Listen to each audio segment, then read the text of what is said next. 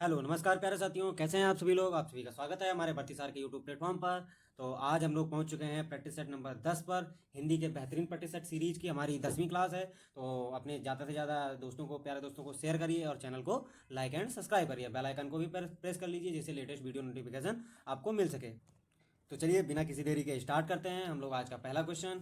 तो question number 1, इनमें से जिसका जन्म अंडे से होता है को व्यक्त करने वाला कौन सा एक शब्द है। तो इसका राइट आंसर हो जाएगा ऑप्शन नंबर सी, अंडज। अंडे से जिसका जन्म होता है उसके लिए अंडज कहलाता है। ठीक है, नेक्स्ट क्वेश्चन की तरफ चलते हैं हम लोग। क्वेश्चन नंबर 2, निम्नलिखित में अमृत का एक अनेकार्थी शब्द नहीं है। चार ऑप्शन दिए गए हैं, इसमें एक शब्द अमृत का अनेकार्थी शब्द नहीं है। तो उसका राइट आंसर हो जाएगा ऑप्शन नंबर डी, मोती। मोती अमृत का अनेकार्थी शब्द नहीं है। स्वर्ण, पारा, दूध, ये तीनों ही अमृत के अनेकार्थी शब्द हैं। ठीक है, तो इसका राइट आंसर होगा option number D. Next question की तरफ चलते हैं हम लोग। क्वेश्चन नंबर 3, अमृतलाल नागर के उपन्यास मानस का हंस की कथा वस्तु है।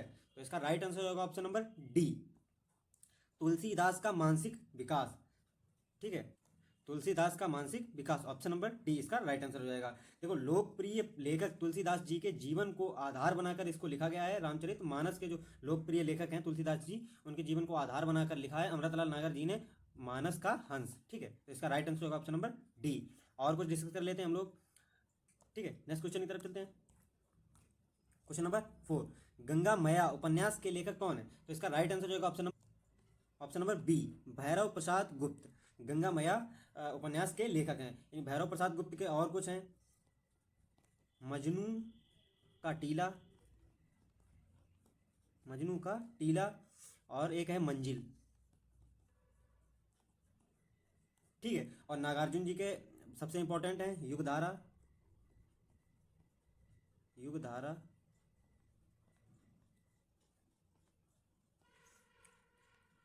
प्यासी पथराई आंखें, सबसे इंपॉर्टेंट, प्यासी पथराई आंखें। ठीक है, और राही मसूजा राज का है आधा गांव, इनके ज़्यादा इंपॉर्टेंट नहीं है। अब्दुल बिस्मिल्लाह का है समर शेष। ये कुछ इंपॉर्टेंट कृतियां थी। ठीक है, इनको नोट करके लिखना। तो नेक्स्ट क्वेश्चन की तरफ चलते हैं हम लोग। क्वेश्चन नंबर 5, निम्नलिखित वाक्य में आए खाली स्थान के लिए सही शब्द चुनिए। आजकल के नौजवानों ने बुजुर्गों की खराब कर रखी है। क्या खराब कर रखी है। तो ऑप्शन नंबर ए, आजकल के नौजवानों ने बुजुर्गों की मिट्टी खराब कर रखी है। ठीक है, नेक्स्ट क्वेश्चन की तरफ चलते हैं। क्वेश्चन नंबर 6, चैन की बंसी बजाना मुहावरे का अर्थ क्या होगा। तो इसका राइट आंसर होगा ऑप्शन नंबर ए, सुख से रहना। मतलब वो तो बिल्कुल चैन की बंसी बजा रहा है, मस्त, उसको कोई किसी से लेना ही देना नहीं है। तो इसका राइट आंसर होगा ऑप्शन नंबर ए। नेक्स्ट क्वेश्चन की तरफ हम लोग चलते हैं। क्वेश्चन नंबर 7, लोग भूल गए हैं पर साहित्य अकादमी पुरस्कार पाने वाले कवि कौन से हैं। तो इसका राइट आंसर होगा ऑप्शन नंबर बी, रघुवीर सहाय। रघुवीर सहाय को लोग भूल गए हैं उनकी कृति पर सन 1984 में साहित्य अकादमी पुरस्कार दिया गया था। और अभी लेटेस्ट 2020 का सबसे इंपॉर्टेंट है, ये कई एग्जामों में पूछा पूछा गया है। तो ये किसको मिला है, ये मिला है अनामिका जी को। अनामिका, इनकी कृति टोकरी में दिगंत, टोकरी में दिगंत थेरी गाथा, थेरी गाथा, इसके लिए सन 2020 में इन्हें साहित्य अकादमी पुरस्कार मिला अनामिका जी को। ठीक है, ये नोट करके रखना। नेक्स्ट क्वेश्चन की तरफ चलते हैं हम लोग। क्वेश्चन नंबर 8, इनमें से उसी समय का को व्यक्त करने वाला कौन सा एक शब्द है। मतलब जो उसी समय का है। तो इसका राइट आंसर होगा ऑप्शन नंबर सी, तत्कालीन। ठीक है, तो नेक्स्ट क्वेश्चन की तरफ हम लोग चलते हैं। क्वेश्चन नंबर 9, कृत प्रत्ययों के संयोग से बनने वाली क्रिया को क्या कहते हैं। तो इसका राइट आंसर होगा ऑप्शन नंबर सी, कृदंत क्रिया। जैसे कुछ एग्जांपल हम लोग देख लेते हैं। जैसे ढक में ना जोड़ने से ढकना हो जाता है। ठीक है, वन में आवट जोड़ने से बनावट हो जाता है। ठीक है, कुछ इंपॉर्टेंट उदाहरण थे। तो इसका राइट आंसर होगा option number C. Next question की तरफ चलते हैं हम लोग। क्वेश्चन नंबर 10, श्री कृष्ण के सुन बचन अर्जुन क्रोध से जलने लगे, सब शोक अपना भूल कर करतल युगल मलने लगे, संसार देख अब हमारे शत्रु रण में मृत पड़े, करते हुए यह घोषणा वे सब हो गए उठ खड़े, मतलब सब हो गए उठ खड़े। प्रस्तुत पंक्तियों में कौन सा रस है? तो मतलब एक रौद्र रस का भाव उत्पन्न हो रहा है, मतलब एक क्रोध का भाव उत्पन्न हो रहा है, ठीक है। तो इसका राइट आंसर होगा ऑप्शन नंबर ए, रौद्र रस। नेक्स्ट क्वेश्चन की तरफ चलते हैं हम लोग। क्वेश्चन नंबर 11, निम्नलिखित कौन सा विकल्प विराम भेद और उसके चिन्ह को सुमेलित नहीं करता है? तो इसका राइट आंसर होगा ऑप्शन नंबर सी, योजक चिन्ह। योजक चिन्ह ये होता है, इसका ये होता है लाघव, ठीक है। उद्धरण ठीक है, अल्पविराम भी ऐसा ही होता है और पूर्णविराम ऐसा होता है, ये सब सही, ठीक है। ऑप्शन नंबर सी इसका राइट आंसर होगा, option number C. Next question की तरफ चलते हैं हम लोग। क्वेश्चन नंबर 12, निम्नलिखित वाक्यों में आए खाली स्थान के लिए सही शब्द चुनिए। जिसने गुलाबी कमीज पहनी है, और यहाँ पर खाली स्थान उसका नाम है, तो मतलब जिसने गुलाबी कमीज पहनी है, इसका राइट आंसर होगा ऑप्शन नंबर बी, उसका नाम श्याम है। यहाँ पर खाली स्थान उसका आएगा, ठीक है। नेक्स्ट क्वेश्चन की तरफ चलते हैं हम लोग। क्वेश्चन नंबर 13, चाबुक निबंध संग्रह के रचनाकार कौन है? तो इसका राइट आंसर हो जाएगा option number C, Suryakant Tripathi Nirala. Suryakant Tripathi Nirala ji की और कुछ कृतियां देख लेते हैं हम लोग जो इंपॉर्टेंट है। इनकी एक है अनामिका, ठीक है, एक है परिमल। अनामिका, परिमल, चाबुक, ये इंपॉर्टेंट कृतियां हैं। प्रेमचंद, जिनको उपन्यास सम्राट भी कहा जाता है, इनकी है पूस की रात, पूस की रात। एक है ईदगाह, ईदगाह। और गबन गोदान तो सब लोग जानते ही हैं। जयशंकर प्रसाद जी के देख लेते हैं हम लोग। कंकाल, तितली, इरावती। कंकाल, तितली, इरावती, ये कुछ इंपॉर्टेंट हैं। महादेवी वर्मा के नीरजा रश्मि, नीरजा रश्मि, दीपशिखा, ठीक है। ये कुछ इंपॉर्टेंट रचनाएं थी, इनको नोट करके रखना। नेक्स्ट क्वेश्चन की तरफ चलते हैं हम लोग। क्वेश्चन नंबर 14, किसके पर्यायवाची शब्द हैं? भोर, विहीन, निशांत। मतलब भोर, विहीन, निशांत, ये हैं प्रभात के पर्यायवाची। ऑप्शन नंबर सी इसका राइट आंसर होगा, ऑप्शन नंबर सी। दिन के पर्यायवाची होते हैं दिवस, बार, दिवा,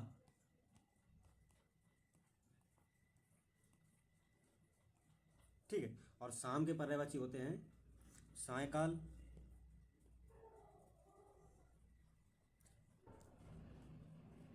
सायकाल, सायकाल, सांझ, शाम, ये सब शाम के पर्यायवाची होते हैं। नेक्स्ट क्वेश्चन की तरफ चलते हैं हम लोग।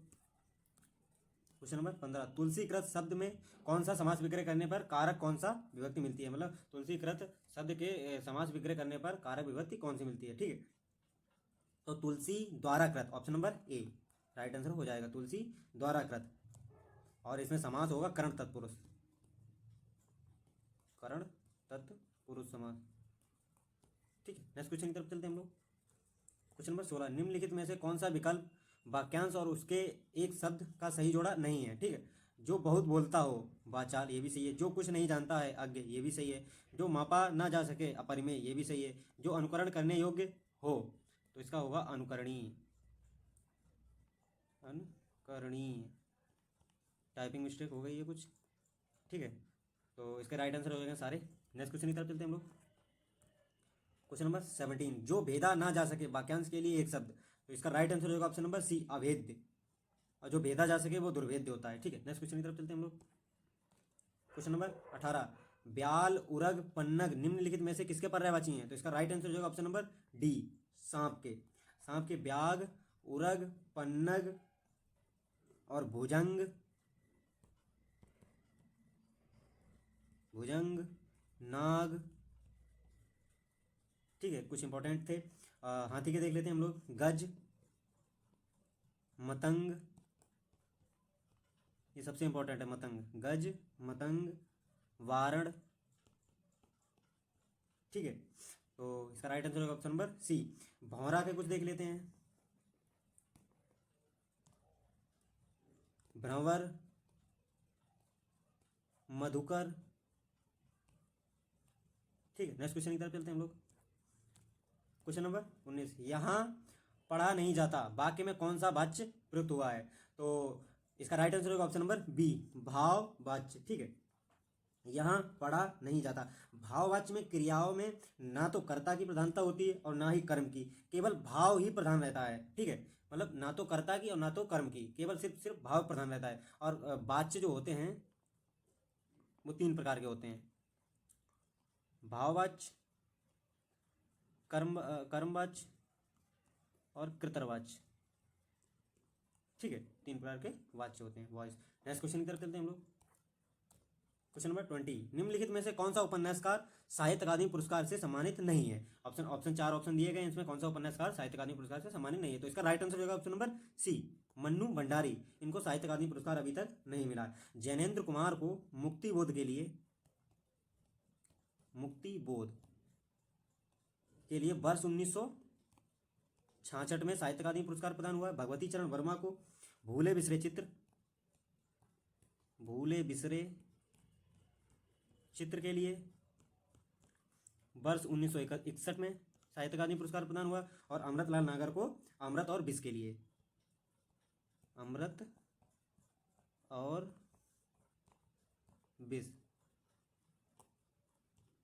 इसके लिए इनको साहित्य अकादमी पुरस्कार वर्ष 1967 में मिला। ठीक है, तो इसका राइट आंसर होगा option number C, Mannu Bhandari को अभी तक साहित्य अकादमी पुरस्कार नहीं मिला है। नेक्स्ट क्वेश्चन की तरफ चलते हैं हम लोग। क्वेश्चन नंबर 21, निम्नलिखित में से कौन सा विकल्प शब्द और उनके अनेकार्थी शब्दों का सही जोड़ा नहीं है? तो इसका राइट आंसर होगा ऑप्शन नंबर डी, श्रद्धेय और तालाब। ये श्रद्धेय नहीं होता है, सर का तालाब, तड़ाग, तालाब ये होते हैं सर। ठीक है, और अंक के चिन्ह और भाग ये होते हैं। कोट का होता है किला, एक प्रकार का वस्त्र भी होता है कोट। बलि एक उपहार भी दिया जाता है, मतलब बलि एक कर भी होता है। तो इसका राइट आंसर होगा option number D. Next question की तरफ चलते हैं हम लोग। क्वेश्चन नंबर 22, निम्नलिखित में से असत्य कथन को पहचानिए। कौन सा कथन असत्य है? तो इसका राइट आंसर होगा ऑप्शन नंबर सी, समस्त स्वर अघोष ध्वनियां होती हैं। नहीं, समस्त स्वर होती हैं सघोष ध्वनियां होती हैं, नहीं अघोष। ठीक है, समस्त स्वर होती हैं अघोष ध्वनियां। व्यंजन वर्ग के तीसरे, चौथे, पांचवें व्यंजन सघोष होते हैं।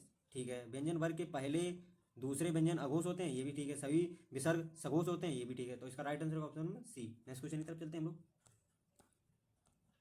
क्वेश्चन नंबर 23, निम्नलिखित में से शाही शब्द का निम्नलिखित में से सही वाक्य की पहचान कीजिए। ठीक है, कौन सा वाक्य सही है? तो इसका राइट आंसर होगा option number B, Shri Krishna के अनेक नाम हैं। ठीक है, नेक्स्ट क्वेश्चन की तरफ चलते हैं। क्वेश्चन नंबर 24, क्रिया का मूल रूप से क्या कहा जाता है? क्रिया को मूल रूप से क्या कहते हैं? तो इसका राइट आंसर होगा ऑप्शन नंबर ए, क्रिया को मूल रूप से धातु कहते हैं। ठीक है, क्रिया में ना जोड़ने से, धातु में ना जोड़ने से क्रिया बनती है। जैसे दौड़ एक धातु है, इसमें ना जोड़ने से दौड़ना हो जाता है, दौड़ना। जैसे खेल एक धातु है, इसमें ना जोड़ने से खेलना हो जाता है। ठीक है, इसका राइट आंसर होगा ऑप्शन नंबर ए, धातु। नेक्स्ट क्वेश्चन की तरफ चलते हैं हम लोग। क्वेश्चन नंबर 25, निम्नलिखित व्यंजनों में नासिक के व्यंजन है। तो इसका राइट आंसर होगा ऑप्शन नंबर सी, ड। वर्ग के पंचमाक्षर, जितने भी पंचमाक्षर हैं तो वो वही नासिक व्यंजन कहलाते हैं। जैसे ढ़, अइया, अढ़, न, म, ये सब सारे नासिक के व्यंजन होते हैं। इसका राइट आंसर होगा option number C. Next question की तरफ चलते हैं हम लोग। क्वेश्चन नंबर 26, राजेश जोशी को साहित्य अकादमी पुरस्कार किस रचना पर प्राप्त हुआ था? तो इसका राइट आंसर हो जाएगा ऑप्शन नंबर ए, दो पंक्तियों के बीच। ठीक है, राजेश जोशी को वर्ष 2002 में दो पंक्तियों के बीच कविता संग्रह के लिए साहित्य अकादमी पुरस्कार प्राप्त हुआ था। इसका राइट आंसर होगा ऑप्शन नंबर ए। नेक्स्ट क्वेश्चन की तरफ चलते हैं हम लोग। क्वेश्चन नंबर 27, सुरेंद्र वर्मा को साहित्य अकादमी पुरस्कार किस वर्ष प्रदान किया गया? तो इसका राइट आंसर होगा ऑप्शन नंबर बी, सन 1996 में मुझे चांद चाहिए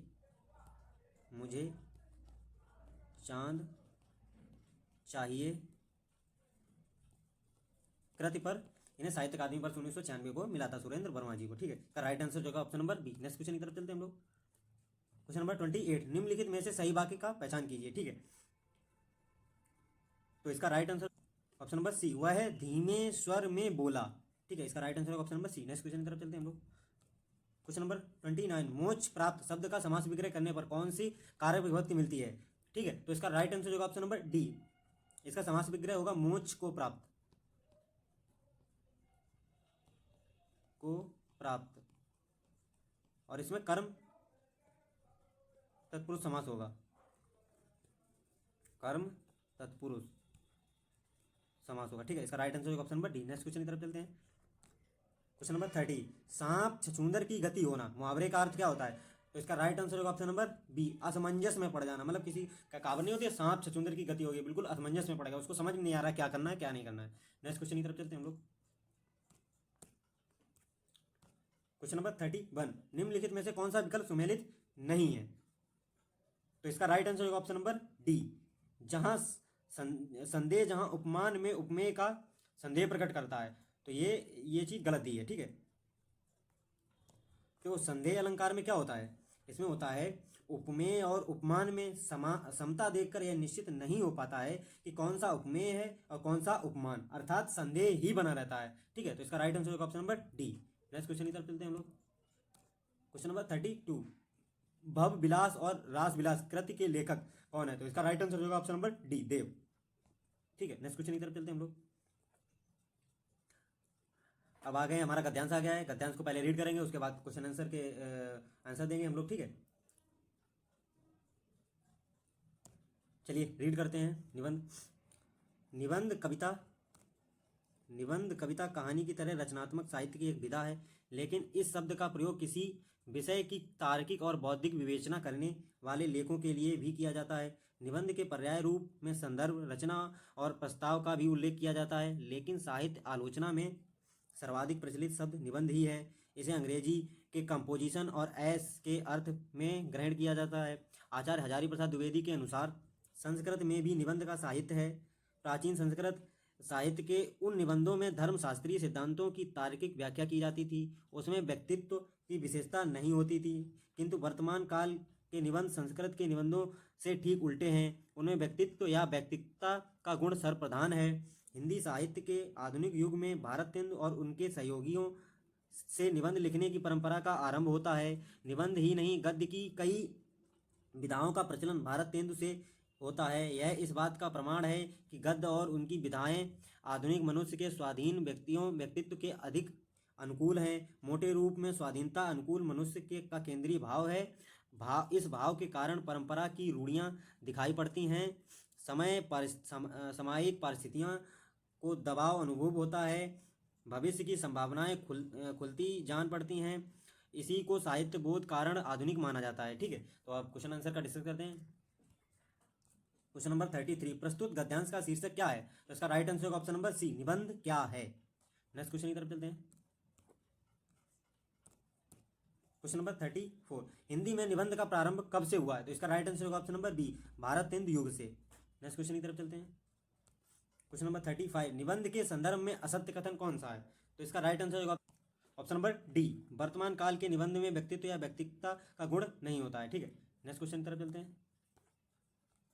क्वेश्चन नंबर 36, आधुनिक मनुष्य का केंद्रीय भाव क्या है? इसका राइट आंसर होगा ऑप्शन नंबर सी, स्वाधीनता। नेक्स्ट क्वेश्चन की तरफ चलते हैं, आज का last question. Question number 37, Bharatendu और उनके युग के संदर्भ में कौन सा कथन सत्य है? तो इसका राइट आंसर होगा ऑप्शन नंबर बी, हिंदी साहित्य में भारतेंदु और उनके सहयोगियों से निबंध लिखने की परंपरा आरंभ होती है।